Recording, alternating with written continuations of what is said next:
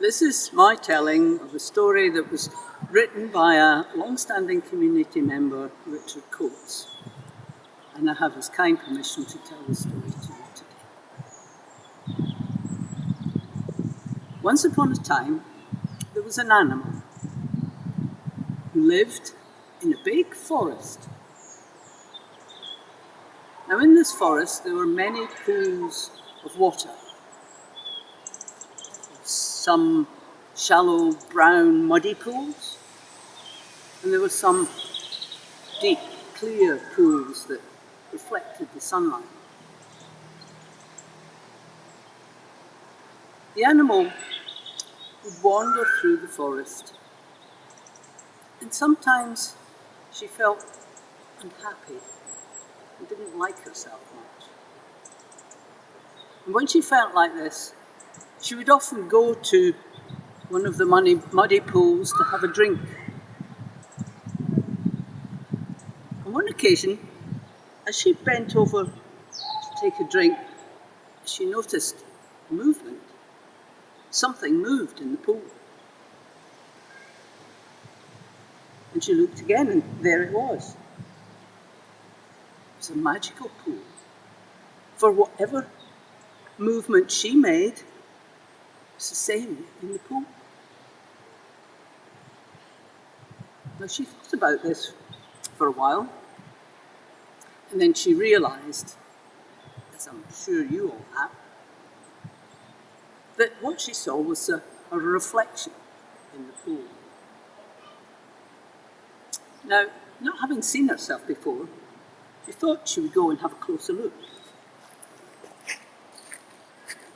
And what she saw was two big eyes.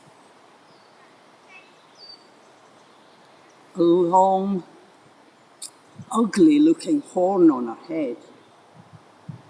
Her skin was all brownish grey and wrinkled and full of warts. And the neck was thick, the body was fat, and the legs were like tree trunks. Now, she was quite disappointed with this picture, for she really wanted to be something pretty and beautiful. And she tried to forget about it and went away, but she couldn't stop thinking about it. So she would go back and have another look, and in every muddy pool she looked in, the picture was more or less the same. And she came away feeling very sad, and I don't want to be a rhinoceros, she thought. And she felt very sad and lay down beside one of the pools and began to cry. After a short while, there was a flurry of wings and a squawk and a thud. Something had landed beside her. It was an owl. The owl went up to her and said in a kind, gentle voice, "What's the matter? I don't want to be fat and ugly and grey and wrinkled," she said. "I want to be slender and smooth and like a deer."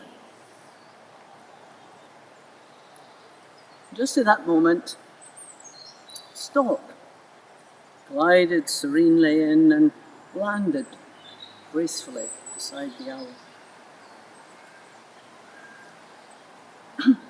"Well," said the owl,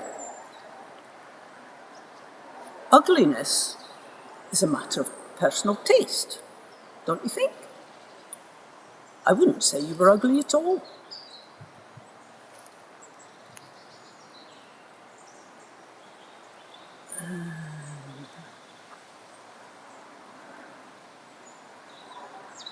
And as for being fat, well, fatness is just relative, he said as he looked at his pear-shaped belly.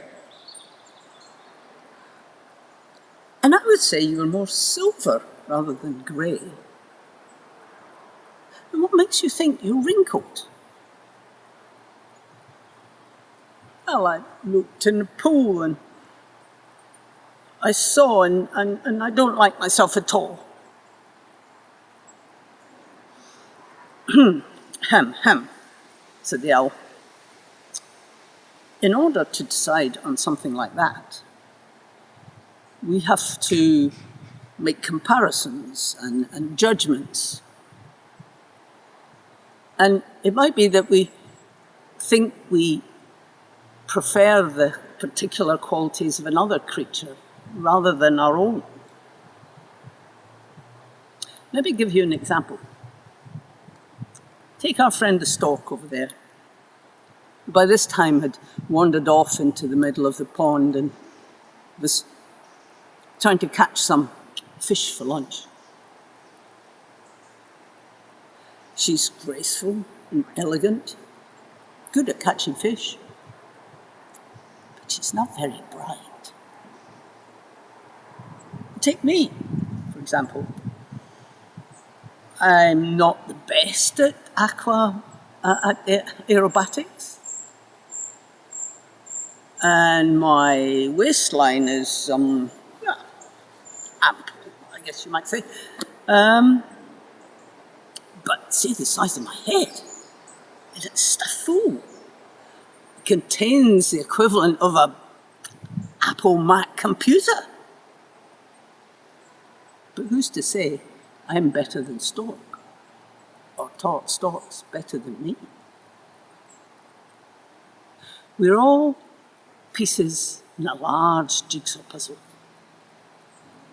Each piece is different, and each piece is perfect, just as it is. Anyway, when you were looking in the pools, didn't you notice that there were slightly different picture each time? That's because it's not a reality. It's only aspects of reality. And did you look in the clear pool? For they are a better reflection of the truth. They're more long-lasting and clearer and more reliable. Why don't you go and have a look in one of those?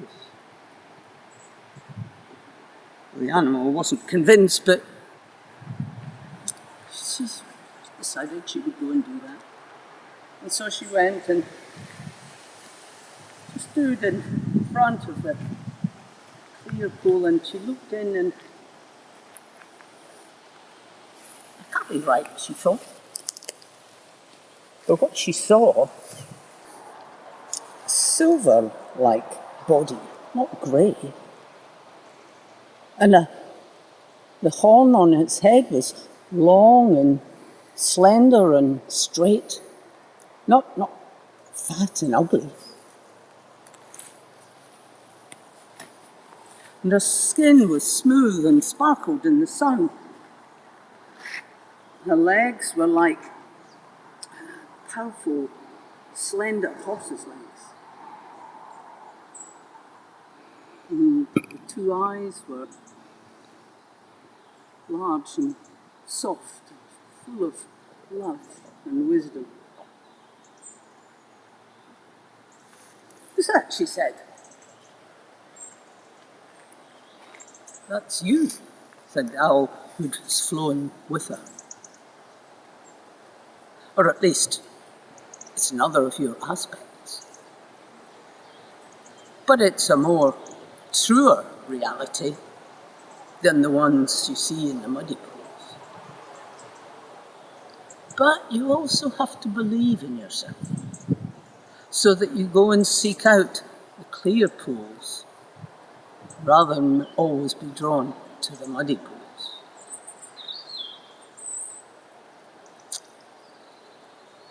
The animal didn't fully understand how he was saying, but She felt he was telling the truth. "Thank you," she said.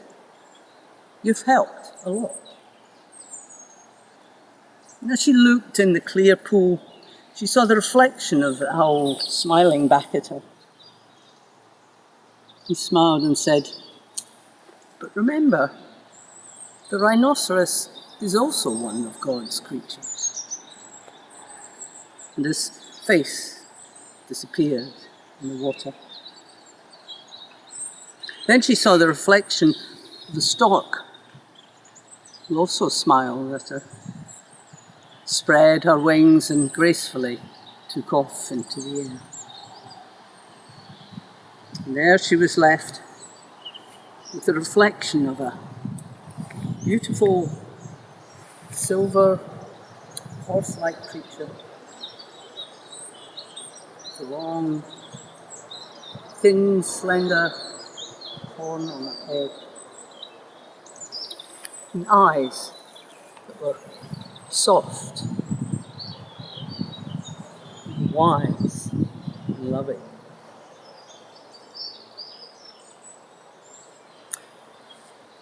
So you see, remember that you must believe in yourself,